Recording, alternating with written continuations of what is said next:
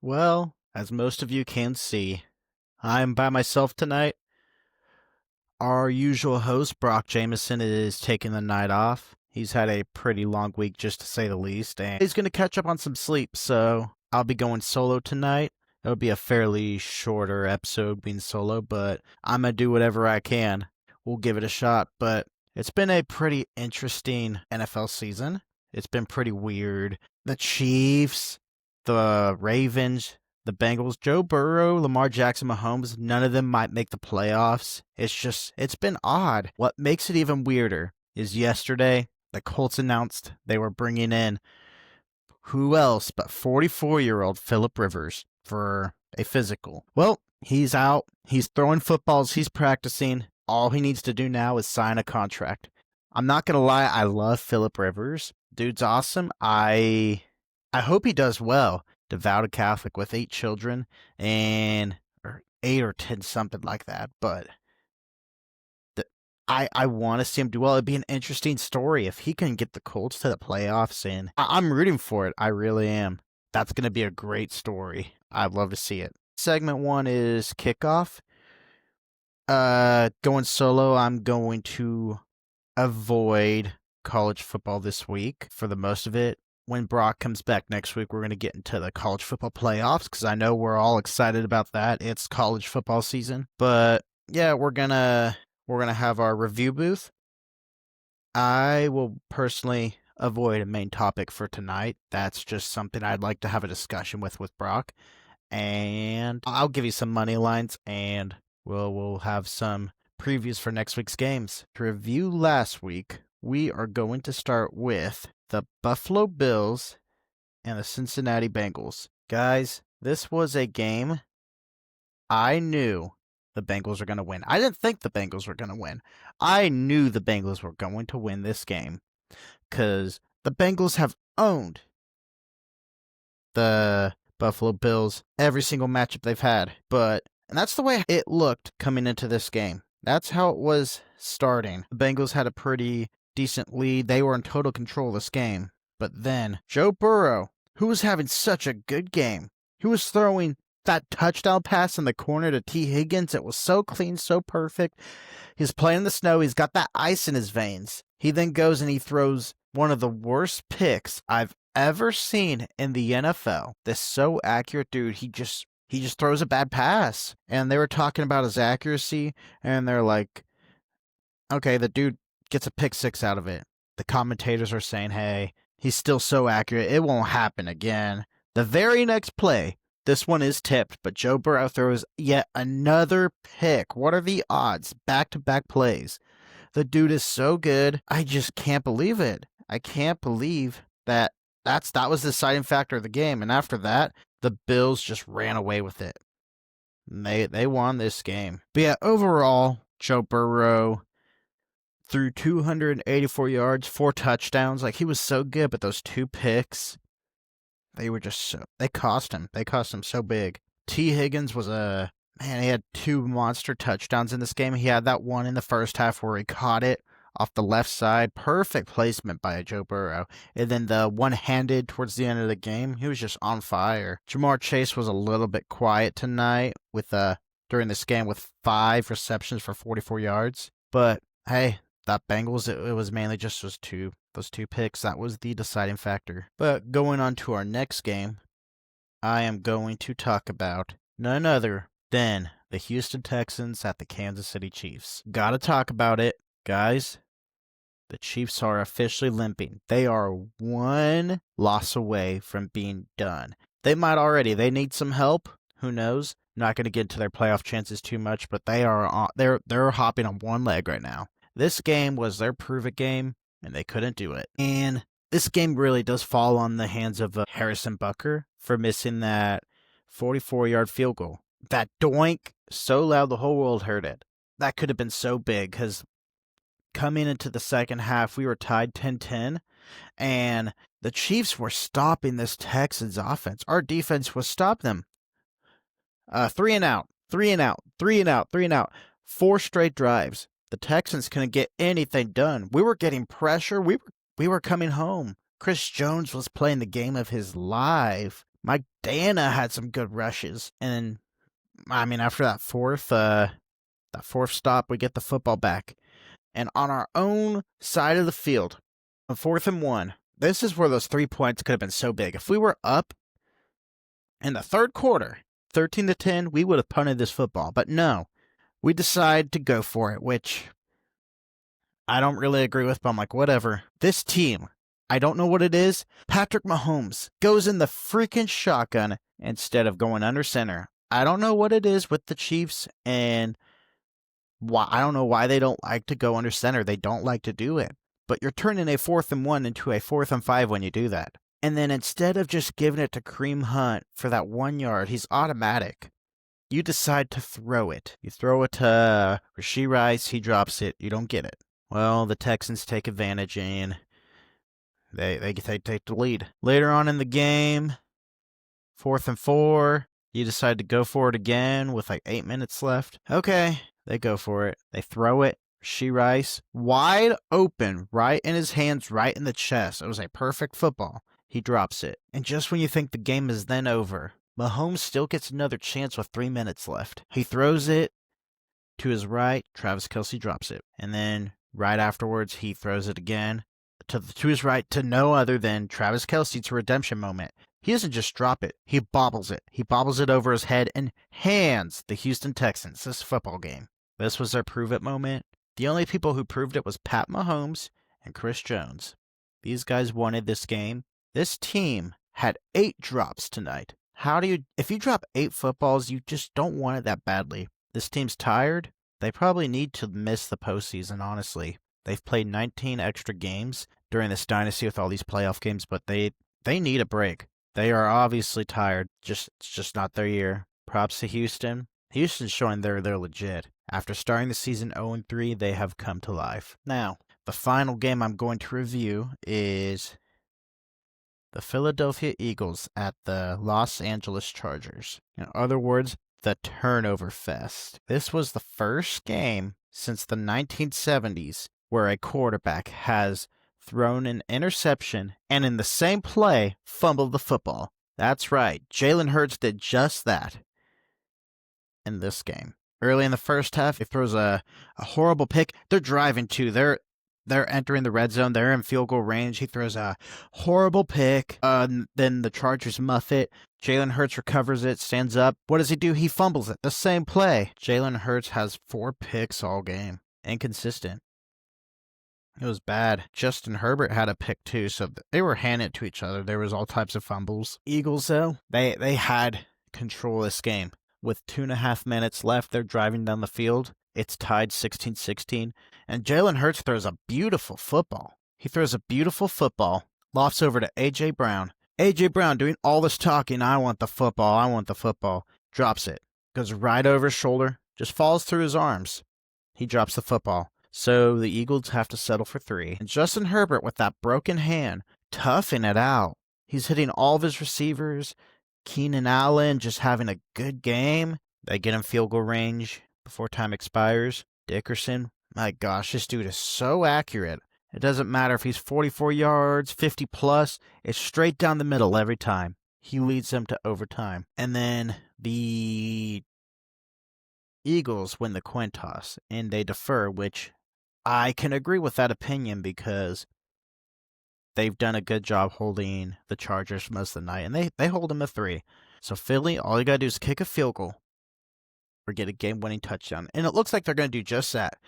Jalen Hurts was making some good throws, throwing some bullets right down the middle the whole drive, showing he can do it under all this pressure after a horrible game. And then inside the 20, it's like, all right, you're moving the football. You're either going to get a touchdown or you're going to get the field goal. What does he do? He throws yet another pick. The game loser. The Eagles literally handed this game to the Chargers. Their D-line sacked Justin Herbert 8 times, and they still lost the game. I don't think the Chargers are that good of a team, but the Eagles handed this game to them, so. Props to the Chargers, though. Good job. Your pass rush led by Khalil Mack. They got to Jalen Hurts. They got to that Eagles team. Yeah, I'm going to touch base with college football real quick. I'm not going to get into the playoffs. I'll save that for next week. But Alabama gets throttled by Georgia 28-7. and Texas Tech dominates BYU. I'm so happy about that because my quarterback Pat Mahomes played for Texas Tech, and it's great to see them. They're fourth in the country. They have a good shot to make a run for this thing. The game everybody's talking about. Indiana, they proved me wrong. I thought Ohio State was going to win this game. Indiana beats the Ohio State Buckeyes 13-10. It would have been tied 13-13 with 2 minutes left if Jaden Fielding, if he makes that kick, it's freaking 22 yards. You make it, you just kick it right down the middle. The dude doesn't just miss. He kicks it wide left. It goes across the goalpost, and he just misses it. It was a big moment, real tight game, and honestly, I think the pressure is too much for him. And if I'm Ohio State, I'm actually thinking of making a change at kicker here because it looks like he just buckled under pressure. That was a horrible kick. That's something to look at if you're Ohio State. You're obviously still in the playoffs. You were never in jeopardy, but bad kick. But yeah, I'm going to go ahead and do some money lines here, some bets. I have the Detroit Lions and Dallas Cowboys over 53.5. Or sorry, that was last week. My bad. So yeah, last week I predicted the Cowboys Lions go over 53.5. That happened. There were so many points scored in that game. There was 74 points. I had the Jags covering that spread against the Colts. That 1 point. That was so easy, yeah. But this week, I've got the Packers and Broncos under 42.5 points total. I think that's obvious as daylight. I just don't see a lot of points being scored. The Packers have a pretty solid defense. The Broncos have a fantastic defense. They always seem to have a great defense. And they manage the game. Bo Nix is a game manager.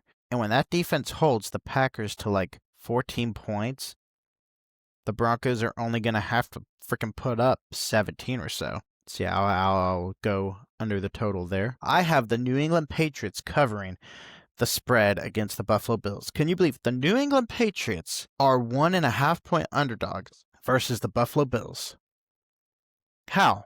I'm genuinely asking. How are the Patriots underdogs here? They beat the Bills in week 3 in Orchard Park, where the Bills almost never lose. The Bills this year they're very mediocre on the road. They're going into New England now that they're a little more comfortable, and they've gotten a lot better actually since that game. I just don't see how the Patriots are underdogs here. But anywho, I have the Patriots covering that spread for obvious reasons. And then I have Bijan Robinson as my player prop, going over 72.5 rushing yards against this Buccaneers defense on Thursday Night Football. This Bucs defense, the Bucs as a whole, they're just kind of falling apart. They're crumbling. They started off real strong. A lot of people thought they were gonna friggin' run the NFC, go to the Super Bowl. They could very easily miss the playoffs here. They allowed Devin Neal to have 70 yards versus their defense last week, and I'm pretty sure Bijan Robinson's gonna do a lot more than that. The Falcons are a pretty run-heavy team. Yeah, I'll take that bet. But yeah, now I am going to preview 3 games this upcoming week, and I am going to start with the Lions at the Rams. This is a game the Detroit Lions have to win. Their schedule's pretty brutal. They control their own destiny. If they win out, they will get in the playoffs. They're so injured. They have so many injuries on this defense. They have some safeties out. And this Rams team, they want to kind of get back on track. They are coming. It's not going to be easy for the Lions. Matt Stafford plays so well. With all his injuries on defense, he is going to pick them apart. Devontae Adams and Pua Nakua, they are going to shred Detroit. In Detroit, I honestly don't think they have a chance unless Amon-Ra St. Brown is playing, and even if he is, he's probably going to be on a snap count, 3rd downs only. But I think Detroit's not good enough this year. The Rams are a better team, and they are far more healthy, so I'll take the Rams over the Lions, 7-17. Next up, not a very good matchup, but I gotta talk about it because of the return of Phillip Rivers, who I expect to make his first start in 5 years against the Seattle Seahawks this Sunday. Yeah, I think it's gonna be this Sunday. He's practicing, he's throwing the football. There's no reason he's playing this football game. The Indianapolis Colts go to Seattle, one of the best teams not just in the NFC, but probably in the NFL. Colts have lost back-to-back games, and they're not looking too good. They look like they could very easily miss the playoffs. I've been saying this for a long time. Guys, it sucks what happened to Daniel Jones, but I just never thought he was that good of a quarterback. I think the team around him made him look a lot better than he really did. Phillip Rivers is solid. He may not have played for 5 years, but he's been involved with football for the last 5 years mentally. He's been coaching high school. He's been working out. He's going to be pretty quick, and the throws he's making in practice, I know it's just non-padded practices, but they look pretty good. They look pretty accurate, so I actually expect Phillip Rivers to have a pretty decent game here against the Seahawks. I don't think it'll be enough to beat them, but I think it'll be a lot closer than people expect. I will take the Seahawks 23-20 in a much closer game than people expect. And then finally, I have the Green Bay Packers and the Denver Broncos. The Packers, they're just so weird. They're such a weird team. There's some weeks they look mediocre, not even that. They look like a pretty bad team. And then there's weeks where they look like the best team in the NFL, like they did the first 2 weeks of the NFL season, like they did last week again, taking down the Chicago Bears. The great Chicago Bears. They took them down. Jordan Love looked really good. But they go into Mile High. They leave Lambeau. And Mile High is one of the harder stadiums to play in the NFL. It's actually tough. Their crowd is fairly loud, and playing at that altitude, it's not easy. And they play against a solid defense led by Nick Bonito and Pat Surtain, and they are going to be all over Jordan Love. The Packers looked like that dominant team last week. I don't think they look like that team this week. Like I said, going through the player props, that all I think the Broncos need to do is hold them to 14 and manage the game. That's exactly what I think happens. I think the Broncos win this game 17-14. It's been close all year. They've been doing just enough to win, but it's been enough. They're currently the 1 seed in the NFL. It hasn't been pretty always, but a win's a win. And they get it again in Mile High this week. And they're probably going to get to Jordan Love like 5 times. I expect him to get 5 sacks. But yeah, 17-14 Broncos. Now, it has been a very short episode going solo, but I would like to close off with a more than a game moment. So, Joe Burrow earlier today had a press conference, and he's talking about how he's not having fun, that he has a lot going on. He's not having fun, and he just doesn't see a point in playing this game if he's not having fun. Pointing at many things. A lot of people are speculating a early retirement, maybe, like what Andrew Luck did. But yeah, after those comments, the media asked him, is it personal? Is it football related? And he said all the above. Could be some personal stuff for sure if he's saying that. For the football part of this, is it because the Bengals are losing? Maybe. They haven't been winning for a couple years now. But you definitely have to put in the consideration that he's always hurt. He's getting hurt every year, and he's missing so much time, and he's got to deal with those injuries year after year in. He's probably not having any fun with that at all. And this game called football, people look at it as just a game. Players like this have to deal with these consequences day in, day out. And when Joe Burrow is having personal issues along with not having fun because he's always hurt and his team sucks, you can just tell he's just not enjoying it. It's become more than a game to him. He doesn't look like he has that love in his eyes almost. He almost looks like he's just there to play on Sundays, which it sucks because he has the ability to be one of the most accurate quarterbacks of all time. Like, he's up there with Drew Brees in my opinion. He's so clean in the pocket, so it sucks to hear these comments coming from him. I would love to see a long career from Joe Burrow, but it honestly looks like it could be coming to an end because they're not very encouraging words. I don't know about you guys. This is why football is more than a game. I am your host for this week, Nick Poland. I will be back with Brock next week, and we will get into the college football playoffs. We're going to break it down. We're going to get into the bracket, the matchups, all that good old stuff. We'll see you next week. And good luck cheering on your favorite teams on Saturdays, Sundays, and Mondays.